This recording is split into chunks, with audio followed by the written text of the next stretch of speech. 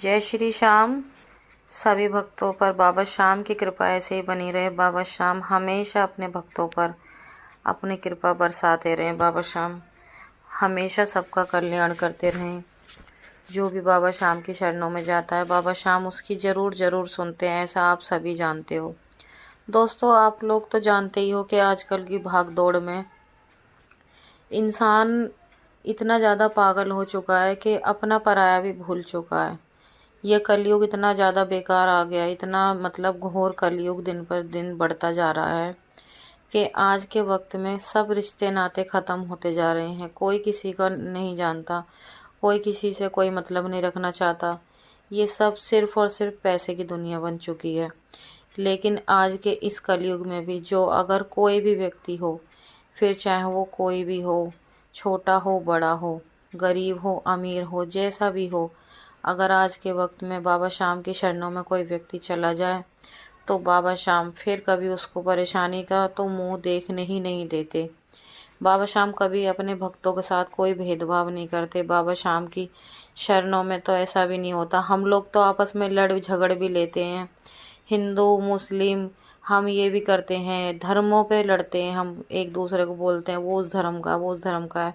लेकिन बाबा की शरणों में तो अगर कोई अदर धर्म का भी इंसान चला जाए और वो जाकर सर झुका दे तो बाबा तो उसका भी कल्याण करते हैं। तो बाबा हमेशा अपने भक्तों को एक ही समान मानते हैं और सबको एक दर्जा देते हैं और सबका कल्याण करते हैं। तो दोस्तों, आज मैं एक ऐसे व्यक्ति की कहानी लेकर आई हूँ ना, जो आप सुनोगे तो आप कहोगे कि हाँ वाकई बाबा किसी में कोई भेदभाव नहीं करते। आज की जो कहानी रहने वाली है इसे अंत तक ज़रूर सुनना और मुझे कमेंट करके आज ज़रूर बताना कि आपको कहानी कैसी लगी। और बाबा का बहुत ज़्यादा मैं ये समझती हूँ कि बाबा के इतने ज़्यादा चमत्कार, वाकई बाबा बहुत ज़्यादा शक्तिशाली हैं। तो चलो ज़्यादा देर ना करते हुए वीडियो को आगे बढ़ाते हैं। वीडियो आगे बढ़ाने से पहले सभी भक्तों को जय श्री श्याम। तो दोस्तों, आज की जो कहानी है वो दिल्ली के रहने वाली विनीत जी की है। विनीत जी जो हैं, अब जो मैं आपको बताने जा रही हूँ आप भी हैरान हो जाओगे। विनीत जी एक कबाड़ी वाले हैं। जी हाँ, विनीत जी ने कहा था जब आप मेरी कहानी सुनाओगे तो मैं एक कबाड़ी हूँ, आप यही बताना कि ये कबाड़ी वाले की कहानी है। क्योंकि बाबा ने जो मेरे साथ चमत्कार किया है ना, वो चमत्कार बाबा सबके साथ करें, बाबा सबका कल्याण करें। तो विनीत जी जो हैं वो एक कबाड़ी वाले हैं, वो कबाड़े का काम करते हैं। अब से करीब 5 साल पहले विनीत जी की स्थिति बहुत ज़्यादा ख़राब थी। विनीत जी के 4 बच्चे हैं, 2 बेटे और 2 बेटियाँ। वह काफ़ी ज़्यादा गरीब थे, उनकी स्थिति बहुत ज़्यादा ख़राब चल रही थी। विनीत जी गली गली जाते और ऐसे प्लास्टिक की बोतल वगैरह होती हैं, गत्ते वगैरह होते हैं, इन्हें चुक कर के लेकर आते और फिर इनको कलेक्ट कर अलग अलग रख कर इनको बेचकर जब जाके अपना घर का गुजारा चलाते। इनकी स्थिति इतनी ज़्यादा ख़राब थी। बच्चों का इन्होंने सरकारी स्कूल में नाम लिखवा रखा था और विनीत जी बस ऐसे ही अपना घर का गुजारा करते थे। एक दिन विनीत जी की घर की हालत इतनी ज़्यादा ख़राब थी, उनकी जो वाइफ हैं, उनकी वाइफ की तबीयत बहुत ज़्यादा बिगड़ गई थी और विनीत जी के पास इतने पैसे नहीं थे कि वो अपनी वाइफ का इलाज करा सकें। उनकी मानसिक स्थिति भी ज़्यादा ख़राब हो रही थी। सोच के कि एक तो घर की स्थिति ख़राब, ऊपर से ये ज़्यादा परेशानी, उनको मानसिक तौर से बहुत ज़्यादा उनके दिमाग पर प्रेशर डल रहा था। वो बहुत ज़्यादा परेशान थे। उनको समझ नहीं आ रहा था कि आखिर वो करें तो करें क्या। वे जैसे तैसे कहीं से इधर उधर से ज़्यादा मेहनत करके कचरा इकट्ठा करके उसे बेचकर अपनी वाइफ का इलाज करा रहे थे। एक दिन वो रात को सोए और सोते टाइम वो मन ही मन अपने आप को कोसने लगे कि मैं इतना भी नहीं कर सकता कि मैं अपने बच्चों के लिए कुछ कर सकूं, अपनी वाइफ को अच्छे अस्पताल में दिखा सकूं। उसकी तबीयत इतनी ज़्यादा ख़राब हो रही है। उनकी वाइफ को टीबी हो गई थी, जिस वजह से वे बहुत ज़्यादा परेशान थे। अब वो मन ही मन ये सोचते एकदम उन्हें भगवान के ऊपर गुस्सा आया और गुस्से में कहने लगे कोई भगवान भी नहीं होता, सब कहने की बातें हैं, भगवान तो बस अमीरों के होते हैं, गरीबों का तो कोई भगवान ही नहीं होता। ऐसे ही सोचते वो सो गए। तो जिस दिन वो कबाड़े में फिर से वही उनका कबाड़े का काम, वो कबाड़ा चुगने के लिए गए। वो कबाड़ा चुगने के लिए गए तो वहाँ पर जब वो कबाड़ा चुग रहे थे, उन्हें एक बाबा शाम का पोस्टर पड़ा हुआ मिला। जब उन्हें वो पोस्टर पड़ा हुआ मिला तो उन्होंने देखा कि बड़ी ही सुंदर सी तस्वीर, सिर पे मुकुट, बड़ी बड़ी मूछें। तो वो कहने लगे ये पता नहीं क्या है, ये कौन है, किसकी तस्वीर है, बड़ी सुंदर तस्वीर है।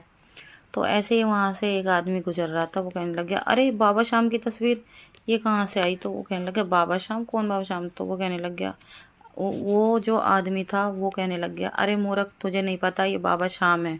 तो कहने लग गया नहीं भाई मेरे को नहीं पता ये बाबा शाम है। तो कहने लग गया बाबा शाम की तस्वीर कबाड़े में क्या कर रही है। तो वो बोलने लगे विनीत जी कि मैं तो यहाँ पर कबाड़ा चुगने आया था, मुझे यहाँ पर ये मिली। तो उसने कहा कि ला ये मेरे को दे। तो वो कहने लग गया कि लो, उन्हें कुछ समझ में नहीं आया। तो उन्होंने कहा देख ये बाबा शाम है, इनसे जो भी मांगते हैं वो ये उस इंसान को वो ज़रूर देते हैं। ये इनका खाटू श्याम में राजस्थान में मंदिर है, जो इनको सच्चे दिल से मानता है, इनकी पूजा करता है, ये उसकी ज़रूर सुनते हैं। तो ये कहने लग गया अच्छा ऐसा भी कुछ होता। तो कह रहा है ऐसा कुछ नहीं होता, सब बकवास है, भगवान भगवान कोई नहीं होते। विनीत जी ऐसे बोलने लगे क्योंकि वो वैसे ही बहुत ज़्यादा परेशान थे। तो फिर उस आदमी ने समझाया कि ऐसा कुछ नहीं है, एक बार तू बाबा से मांग के देख, जब तुझे पता लगेगा। और ले ये बाबा की तस्वीर तेरे घर में है। तो वो कहने लगे नहीं।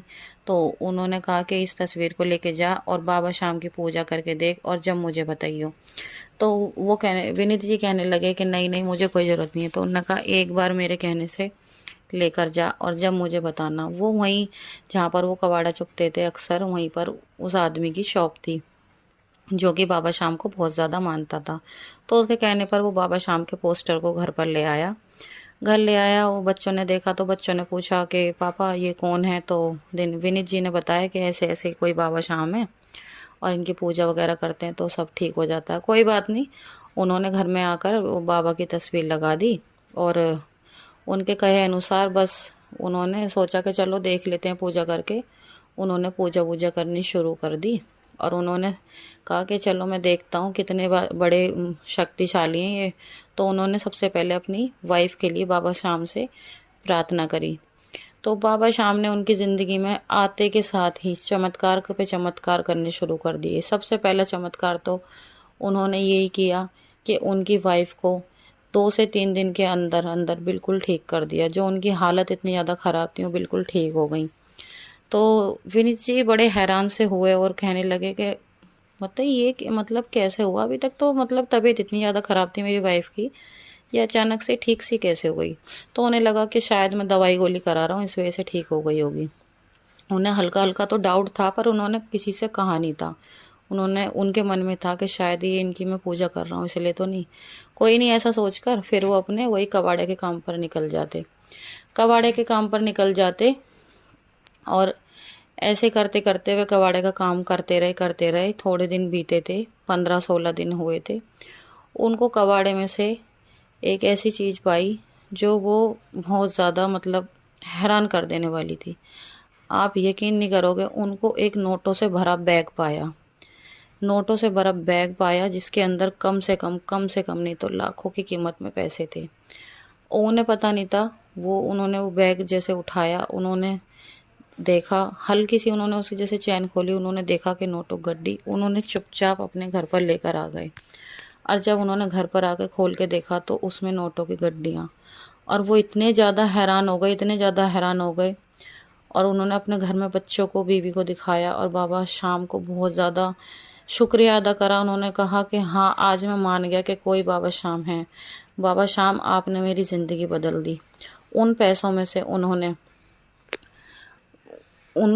से उन्होंने एक अपनी दुकान खरीदी करंट में।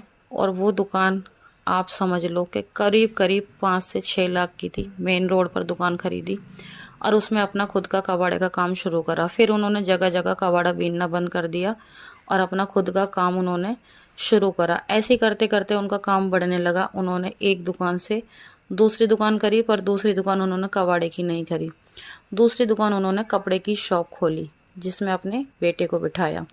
ऐसे करते करते आज वह बाबा शाम की कृपा से करोड़ों रुपए के मालिक हैं और बाबा शाम को बहुत ज़्यादा मानते हैं।